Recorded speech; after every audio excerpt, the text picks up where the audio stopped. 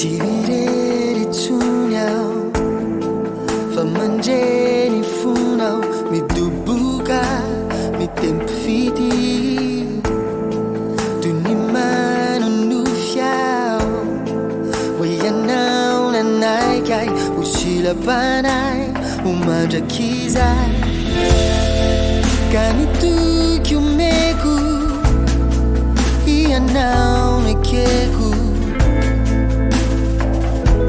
Hasambaraku Urufukwe twizao Fayanao Tuka kwa chizai Wade fane kelanwe Izawanao Yanao wai Tiai kyudantarai na nefa Mino fatsapanao Ya Feno nifu Anila now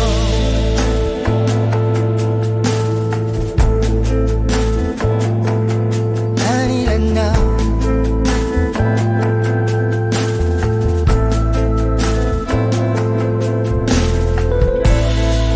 Mananya fanai Manumetai na wanyo Anila now Nitiki now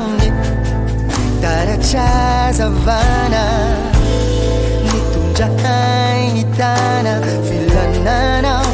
Fanirinanao Kanifuko fuku Iyanao tifuku Hasambaraku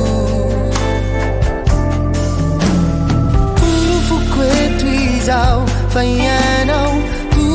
Kwa chizai Wade fane kelanwe Izawanao